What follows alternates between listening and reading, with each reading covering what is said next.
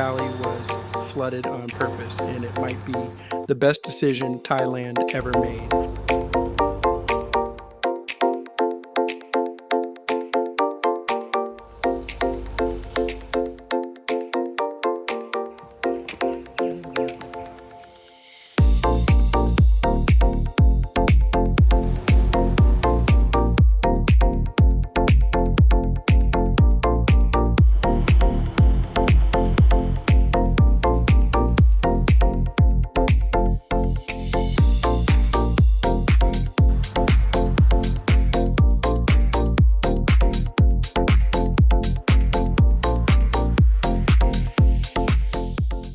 I booked a shared van online last night, about 700 baht, roughly $19, and it's picking me up right from my hotel in Krabi. Khao Sok sits about 180 kilometers north, roughly 3 hours by road, watching the scenery shift as we go. Krabi's limestone coastline gives way to thick, wild inland jungle. Fewer resorts, fewer people. That's the entire draw of this place.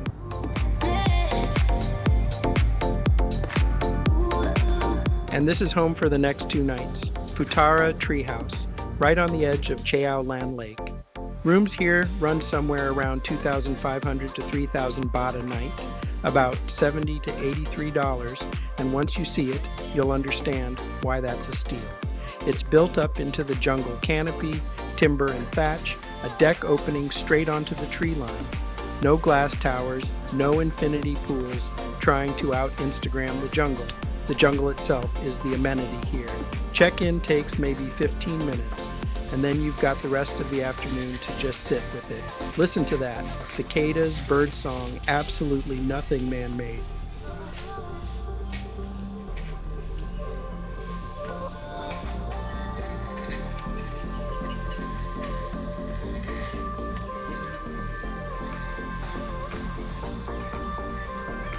Quick dinner at the property restaurant before sunset.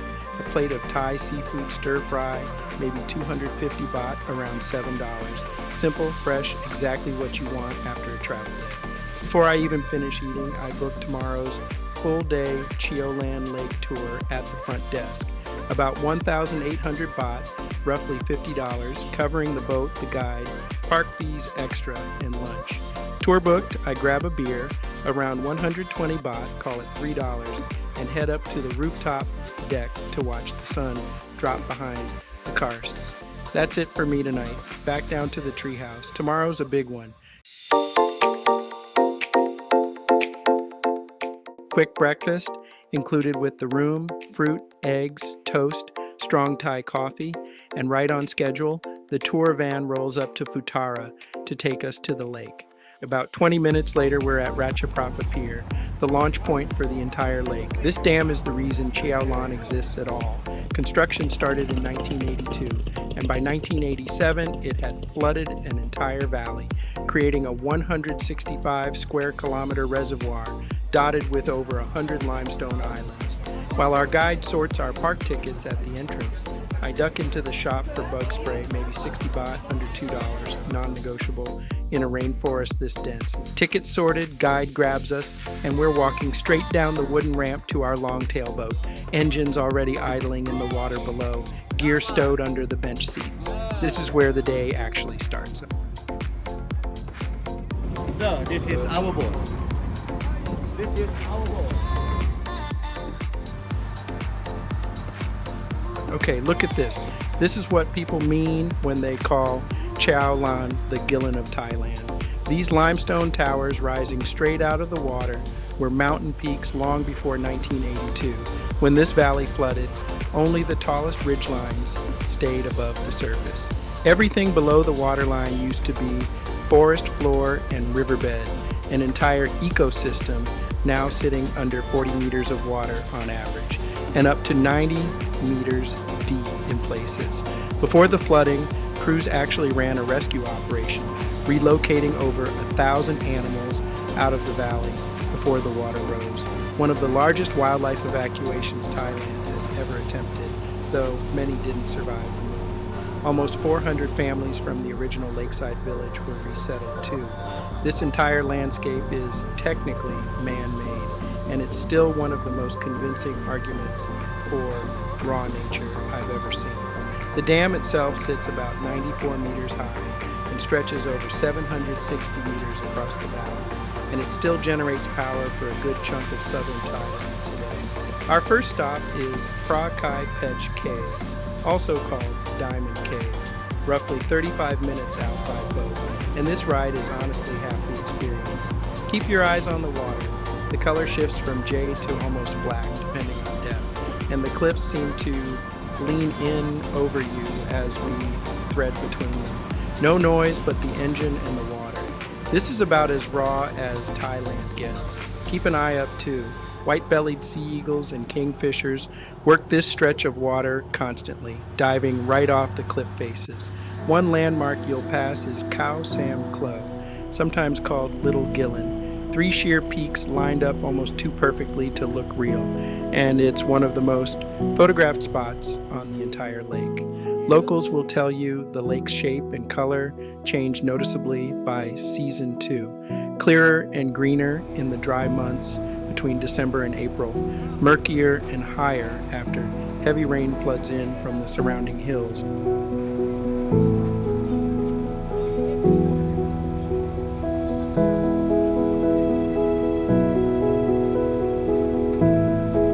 We beach the boat and step into the cave on foot. Figure about an hour inside, wading through shallow, cool water in spots, sometimes up past the ankles. Headlamps on, it gets dark fast past the entrance. These formations took thousands of years to build, drop by mineral-rich drop, stalactites hanging from the ceiling, stalagmites rising to meet them, some fused into full columns over centuries of dripping water. Watch your footing, the rock underfoot is slick, and keep an ear out. Bats roost deeper in the system, and you'll hear them echoing off the walls before you ever actually see them. This isn't a lit paved show cave with a gift shop waiting at the exit. There's no railing, no ambient soundtrack, nothing smoothed over for tourists.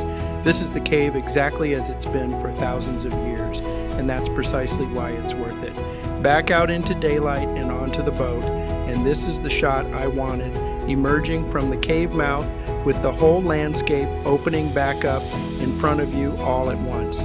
Karst stacked behind karst, the lake stretching out, flat and glassy in every direction you look. Give it a second, let that actually sink in before we push off again.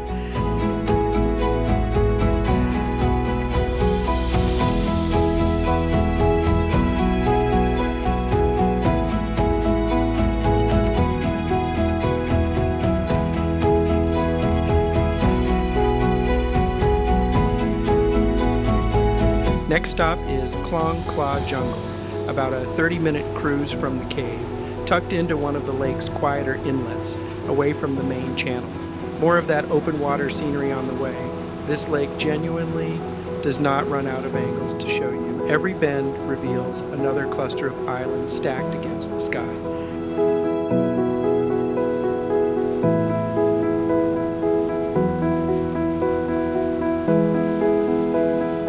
We dock and head into the jungle on foot. This trek runs about an hour, roughly 1.5 kilometers through what's classified as virgin rainforest, meaning it's never been logged, ever.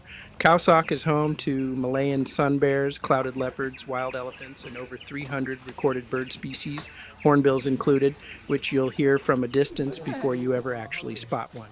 This park is also one of the only places on Earth where Rafflesia cary grows, the world's largest flower, blooming for just a few weeks a year, usually between December and February, and reaching close to 1 meter across when it opens.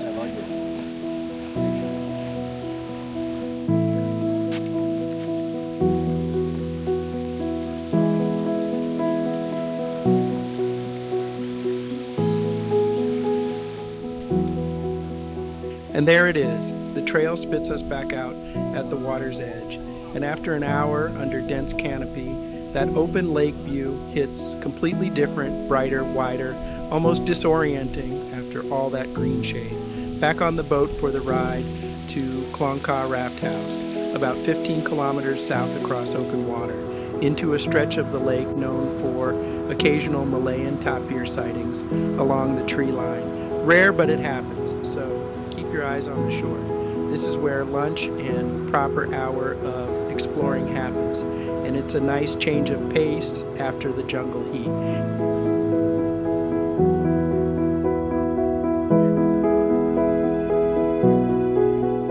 And here we are, a full floating property, bungalows and walkways built entirely on rafts, anchored against the karst wall behind it.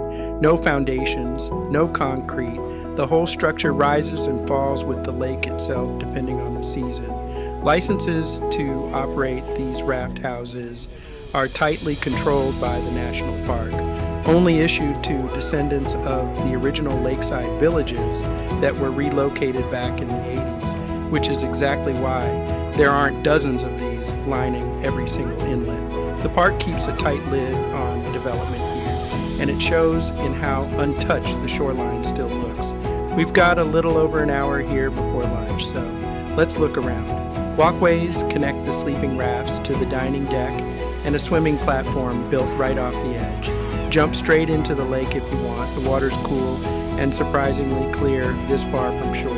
Kayaks are tied along the side for anyone who'd rather paddle out and get a low water level look at those cliffs instead of shooting from the boat deck above. Take your time here. This spot photographs well from literally every direction. Morning light bouncing off the karsts, water this still mirroring the whole skyline back at you like glass. Some travelers skip the day trip entirely and book a full night on a raft house like this one. Instead, after standing here, I completely get why. Falling asleep out here with zero light pollution and nothing but water sounds has to be one of the more underrated nights you can have in Thailand.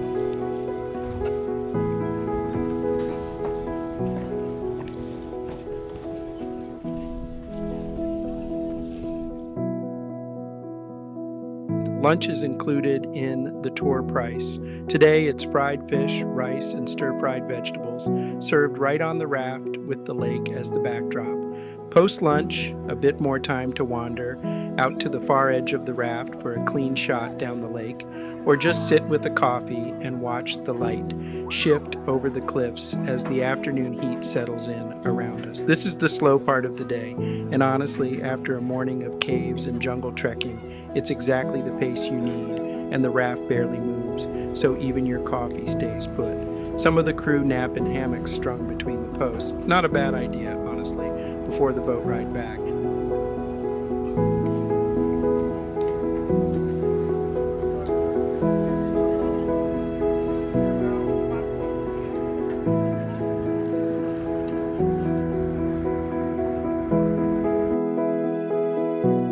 Back onto the boat for the ride to the pier, retracing the same water we came in on, past the same karsts from a different angle in the afternoon light, where the same van from this morning is waiting to run us back to our hotels around Khao Sok. Back at the Treehouse for dinner, and we get a second sunset out of this trip.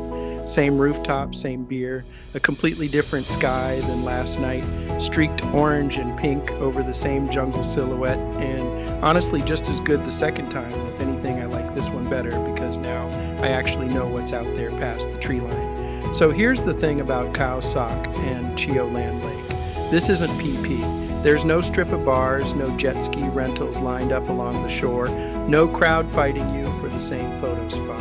Access to this lake is genuinely controlled. A fixed number of licensed raft houses, boats launching from one single pier, a national park actively managing how much foot traffic a 160 million-year-old rainforest can actually absorb before it starts to break down. That's exactly why it still feels the way it does. You're moving through a flooded valley and virgin jungle that most visitors to Thailand never even hear about, let alone see for themselves. For roughly $150 to $180 total, transport, 2 nights in a treehouse, the full-day lake tour, meals, and a couple of sunset beers, you get one of the most complete, unfiltered wilderness experiences left in Southeast Asia, and it hasn't been smoothed over or dressed up for anyone. No other stop on this Southeast Asia trip has come close to matching it.